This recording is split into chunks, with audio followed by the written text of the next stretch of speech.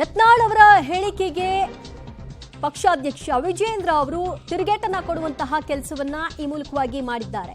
ರಾಜ್ಯಾಧ್ಯಕ್ಷನಾಗಿ ಸೋಲಿನ ಹೊಣೆಯನ್ನ ನಾನೇ ಹೊತ್ಕೊಳ್ತೀನಿ ಅಂತ ಹೇಳಿದ್ದಾರೆ. ತಪ್ಪುಗಳಿಂದ ಪಾಠ ಕಲಿತೀನಿ, ಹಾಗಂತ ಹಗುರವಾಗಿ ಮಾತನಾಡುವ ಅವಶ್ಯಕತೆ ಇಲ್ಲ ಅಂದಿದ್ದಾರೆ ವಿಜೇಂದ್ರ. ಈ ರೀತಿಯನ್ನು ಹಗುರವಾಗಿ ಮಾತನಾಡ್ತಾರೆ, ಇದು ಸಹಿಸ್ಕೊಳ್ತಕ್ಕಂಥ ಪ್ರಶ್ನೆನಲ್ಲ. ಕಾರ್ಯಕರ್ತರು ತೂಚಿ ಅಂತ ಉಗಿತಾರೆ ಈ ರೀತಿ ಮನಬಂದಂತೆ ಮಾತನಾಡ್ತಾ ಇದ್ದಾರೆ.